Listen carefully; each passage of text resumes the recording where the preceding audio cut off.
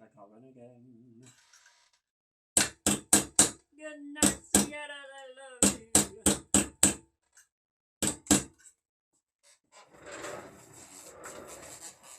Oh, hello! How do you do? Did you just hear me singing the Frasier theme song? Whoops. I'm not so bad. I'm glad to hear you good. I want to be a part of it. New York, New York. That was a strange change of tune.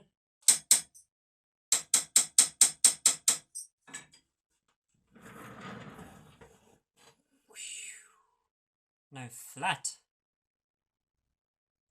I could do this with the hide mallet, but the way that the lines are, it can essentially cause the steel to crack along the lines. So it's good to, like, because it's less precise using a soft hammer, but just using the little hammer, being really gentle, making sure to keep it real flat, evens it all out very nicely. I'll do it with the hide mallet and let's see what happens. That's it, curved. With this, the reason you use a hide mallet or a copper mallet or an aluminium or plastic or rubber is so you can move the metal without changing the surface.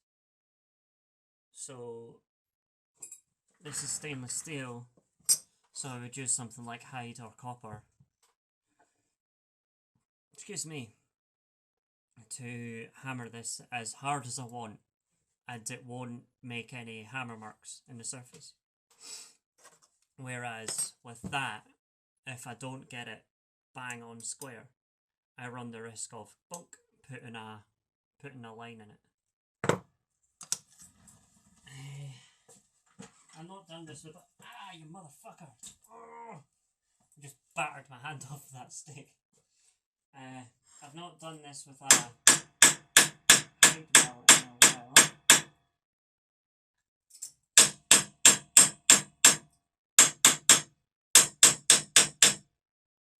I guess it's not too bad. Oh yeah, they pretty much do the same job. There's something that happens, a difference between the two that I don't exactly know how to describe, and it won't show up on the camera. This one. That is the one I did, yeah. That when you have something like this, when you have a flat surface, like a flat bar, that's not a good example. When you have something like this and you bend it, it will get along its flat surface. It will do that. So when I do this, this surface will actually turn out a little U-shaped. And when I do that, the same goes with this. But it also does that compression of the metal on these lines, also does a small amount of that when you bend it. So all of these lines, once I've bent it, the flat surface actually has a little scalloped surface, and I try to preserve that as much as I can, because it's nice. It's pretty. It's completely accidental, or incidental rather. It's just the thing that metal does, and it's nice, so I like to keep it in. I could sand it and everything, so like you essentially just have a completely flat surface with stripes. But this way you sort of end up with like an almost like a sort of drill bit shape, like an auger, I think is the word. And when I flatten it with this,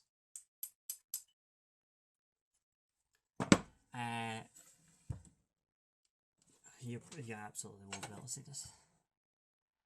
On the hide mallet, it stays somewhat deformed from the process of putting the lines in.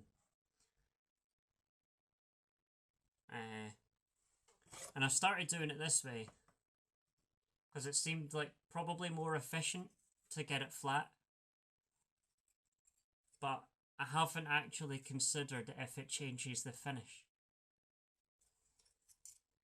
So we might actually just go ahead and find that out this time and get them to shape, because when you do that, any sort of lines or whatever on the surface, the metal will stretch in the direction of the lines. And that's why you get hammers like this. It's called a cross peen.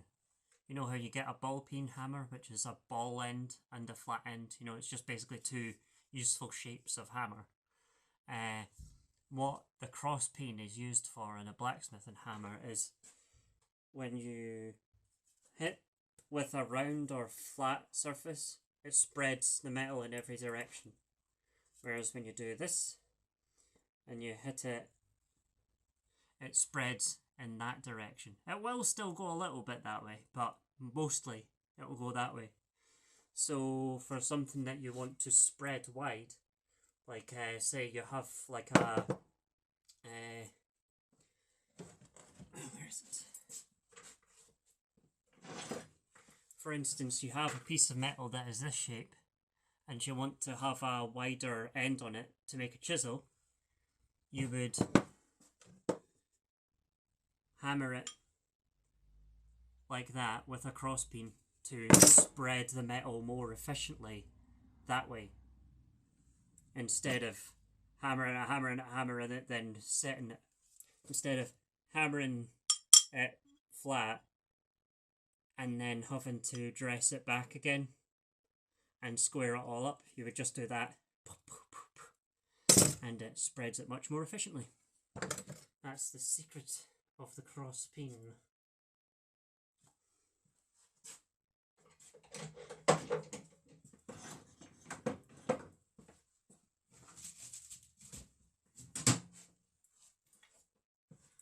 And there's a proper cross peen hammer. That's £3 this hammer.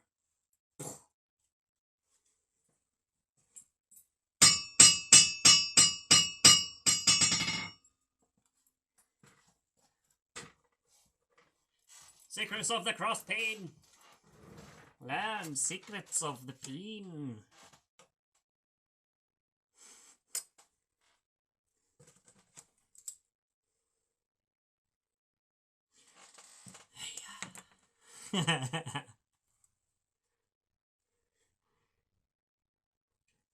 Don't say I never teach you anything.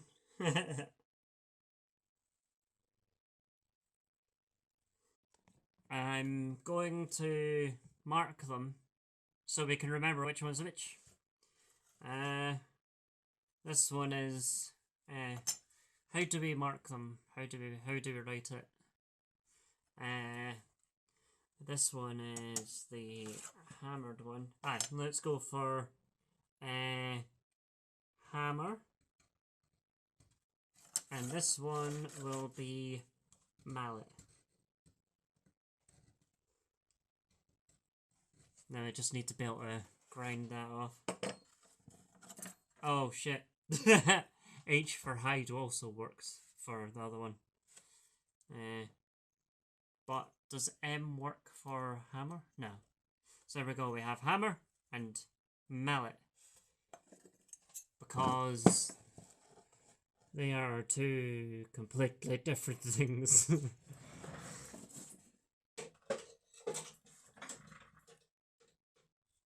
Two completely different things that do exactly the same job. And to anneal these bitches called.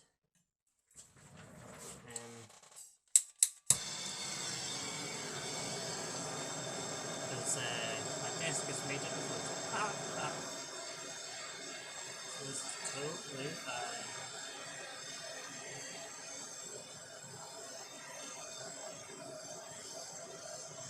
Anneal steel. Need to bring it up to its lower critical temperature of roughly 830 150 degrees, I believe it is, where your normal mild steel, which is magnetic, will become non-magnetic. It is genuinely very strange when you first do it. You don't remember and stop doing it. And for stainless steel, it's a little bit different. You want to keep, like, there's not even that much different. It's just stubborn. Stainless steel likes to keep its hardness a little more than mild steel. So to properly anneal it, I would want to put it in like an oven at like 800 odd degrees. Celsius, mind, not Fahrenheit. I'd want to put it at like 850 degrees. Leave it there for like maybe 10 minutes. And then allow it to cool slowly. Non-ferrous metals are a little bit different. You don't need to let them cool slowly. You can just cool them immediately once you get them to their temperature.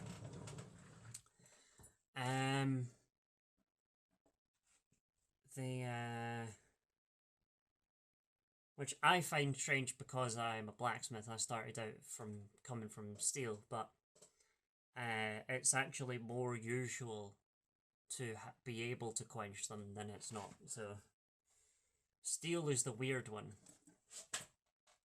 A very strange material indeed. Modern world is entirely built on steel. If you don't get steel, you don't get shit.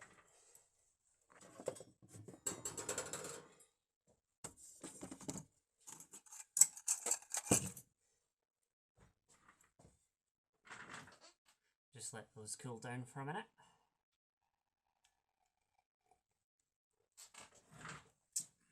The funny thing about metals, right? Well, one of the funny things about metals is they have different levels of conductivity of like electricity and heat. So, for instance, copper is very conductive of electricity and relatively like compare it all as for heat conductivity, we'll compare it to aluminium. Aluminium is not very electrically conductive, but it is very heat conductive. So that's why you get aluminium pans and stuff they heat up real quick. Because they will just suck that heat in immediately. And this is why aluminium, when you pick it up, just a piece of aluminium, feels warmer than other metals will. So if, for instance, you pick up a knife made out of steel, it feels cold to the touch because it's less thermally conductive. You pick up a piece of aluminium, you will immediately notice the difference. It's warmer. And so, like, things like copper is relatively heat conductive compared to like steel, but it's not particularly heat conductive. And copper is about as electrically conductive as gold. Whereas gold is more conductive, more efficiently conductive. It's not that much. So copper is generally a much better choice. You just simply don't need gold. It's bullshit. As for gold, I think it's relatively heat conductive. Actually, it's low. Its melting temperature is really quite low. Aluminium's is extremely low. It's like 400 degrees or something. That's why you can put aluminium cans in a campfire without any forced induction, and it will just melt. But then stainless steel is very, very not heat conductive. So when I'm on the grinder and stuff, I notice it when I'm on the grinder. I'll be grinding away, and you can see like right where you're doing the work, it will go red. But I can keep hold of it for a long period of time before it burns my fingers. Rather than like brass. When I'm grinding that, I have to cool it down way, way, way more than I do with steel, with stainless steel. It's really weird, like, when you actually notice it. Like, when you put a flame to it to anneal it, you'll notice that it gets hot in one spot, and it takes longer to drift out than other metals. I find that interesting. It's probably not very interesting. I'm fascinated by this shit. And then again, that's probably why I've chosen it as a life. A career. Lives aren't careers.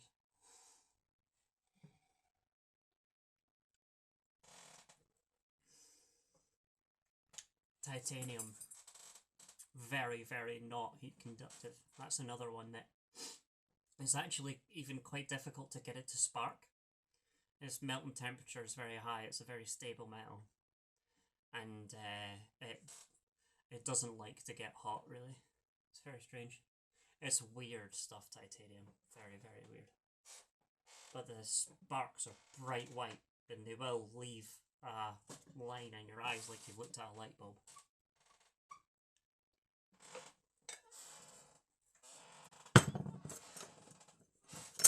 Now, sheet metal and stainless steel means they cool down very, very quickly.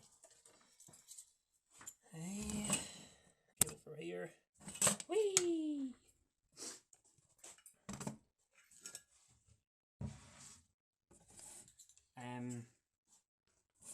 Obviously, surface area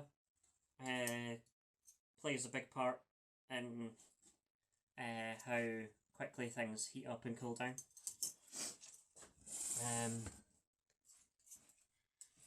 For instance, when you have a sheet, because it's large surface area, it will radiate the heat out a lot faster. So if you're working with hot sheet metal, you can actually get radiation burns, like infrared radiation, like your hands and stuff will cook. It is uncomfortable.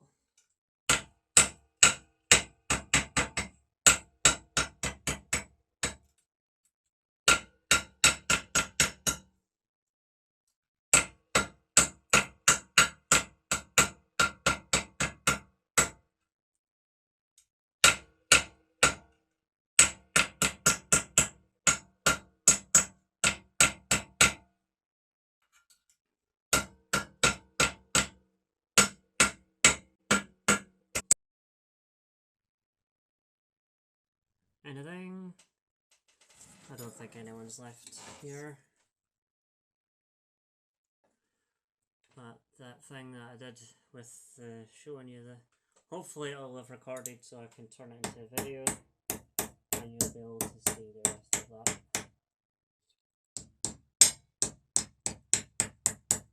But once again, Twitch is getting in the fucking way.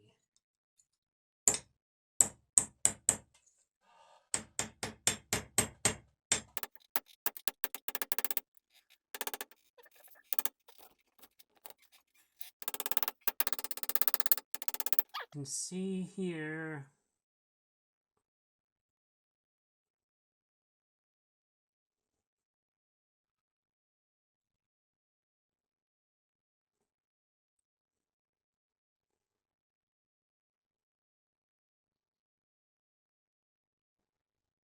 Fluty, fluty, fluty, flute.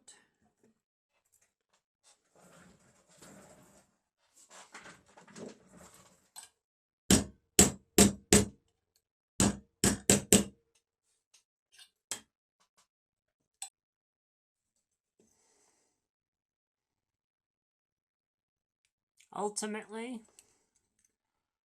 it looks like there's not a huge difference in the quality of the surface if I flatten it with the hide mallet or the hammer.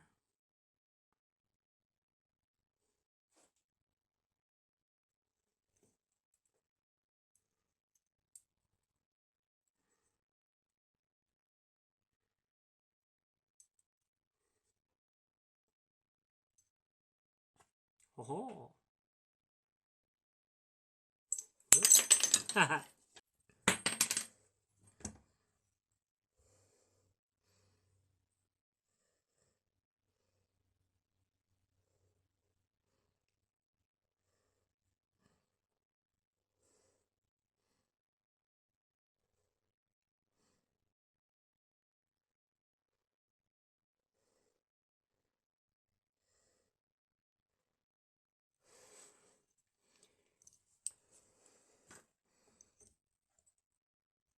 So yeah,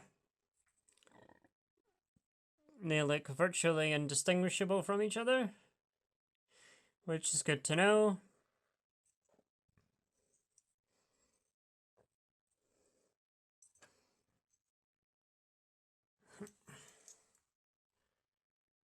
Oh, look at that.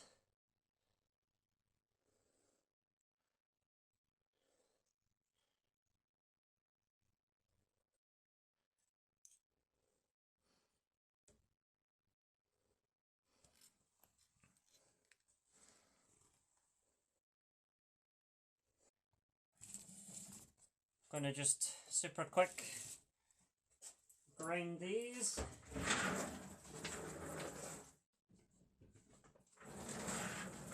Mind your ears, everyone.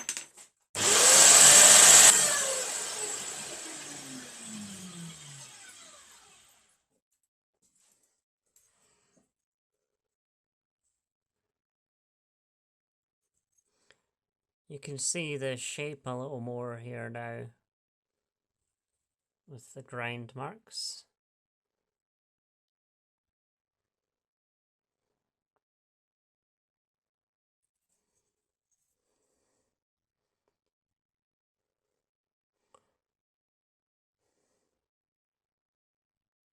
How's that?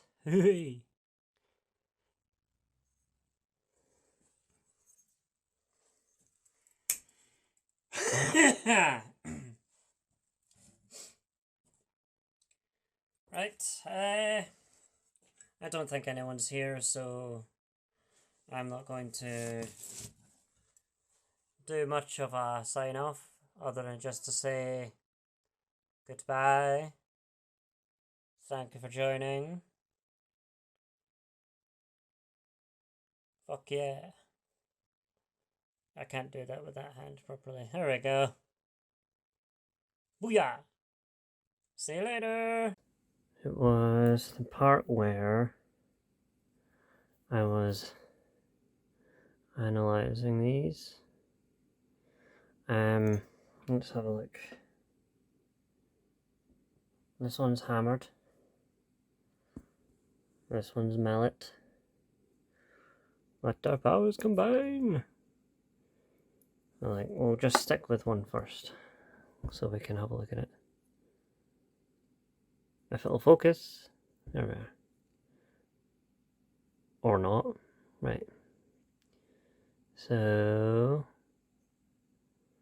you can see what I was talking about that thing with the, when the metal is flexed along a surface, you can see the end has a little flick. Just the slightest little flare at the end. See if we can see it on the other one.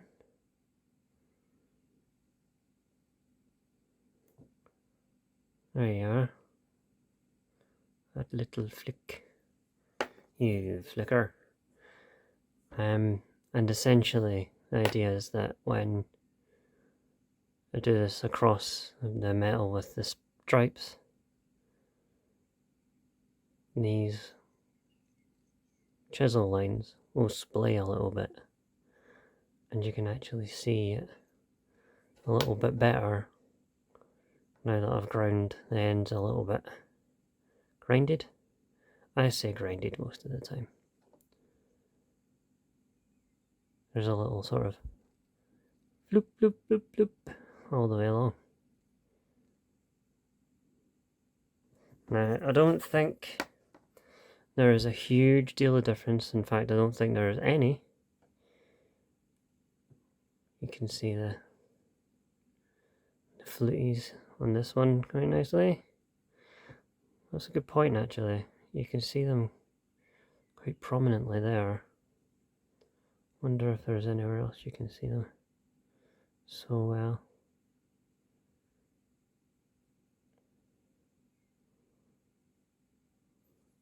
This is the one that was flattened out with the mallet. Maybe there's something to that, actually, yeah. Like, this seems to be a little, just the tiniest little bit more. It's not a great deal, but it's certainly something to consider. I know this is a ludicrous amount of detail to go into, but it was mentioned that it's somewhat interesting, and I don't have anyone else to ask other than the person that I asked yesterday. And they seem to think it with interest in. What's wrong with you? Wow. Laser eyes. I see you. Looks like we're groovy. These will obviously now be sanded, and like I'll take a disc, a sanding disc that I'll zip up the inside here to get right into the seam. I will drill holes in these, tap those, then drill them. Then I will clean up the inside with a diamond bit, sand the inside, polish the inside a little bit. I might do that later, but then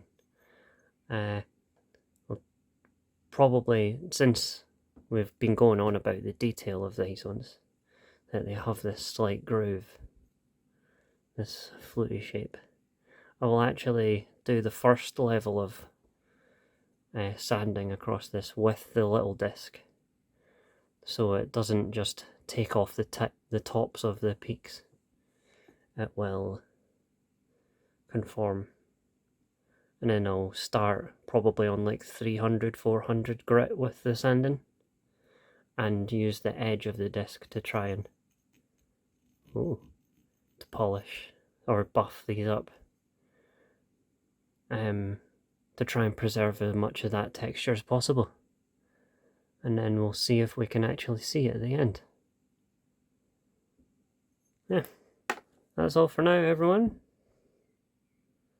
I'll maybe post a picture, or maybe another edit on this video or whatever, but that's it for now. Goodbye.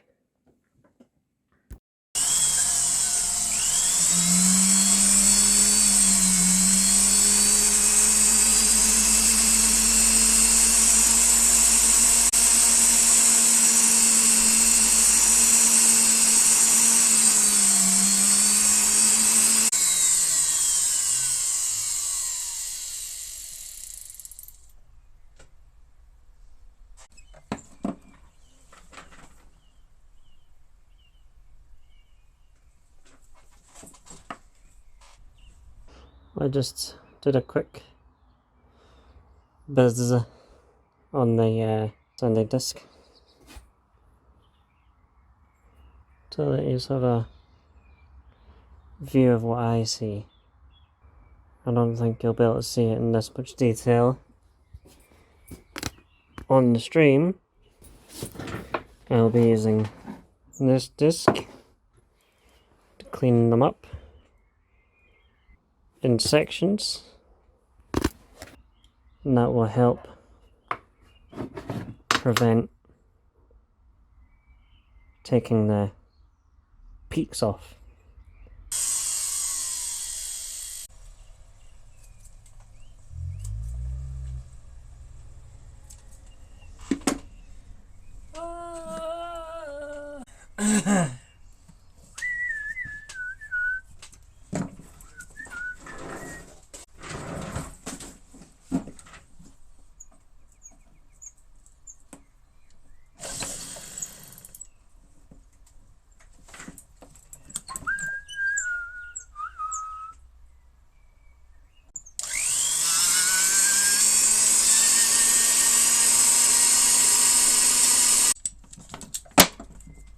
Whoa.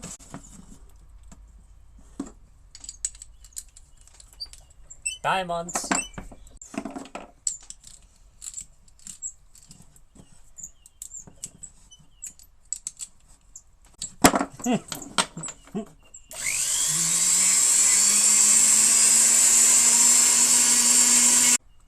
Bullish.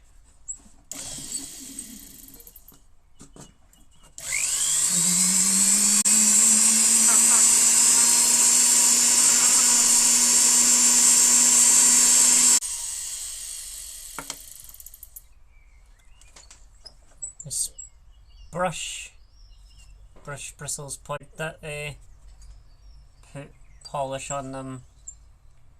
Spinny spin, brushy brush, polishy polish. Use the brush, clean the seam. I'm gonna do a 400 again here with the bigger disc to uniform up the grind. Actually, I might just go straight up to 600. Why the fuck not? Let's go. Oh, 2 viewers! What's up, motherfuckers?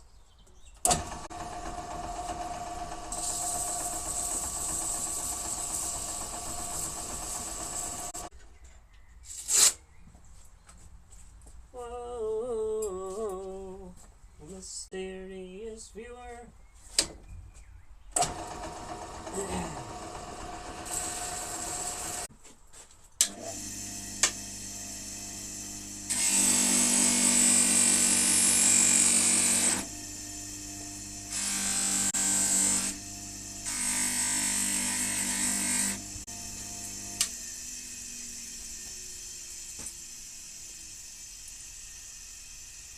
Polish. This is the finished articles. This one is the hammered piece. This is the mallet one. I don't think either of them are particularly noticeable, but they both do lovely things with the light, as shiny things should.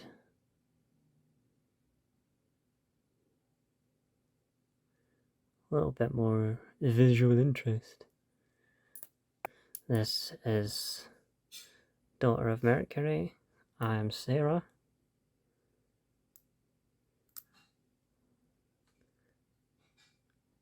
And I will see you all in another video, in another stream, in another life perhaps.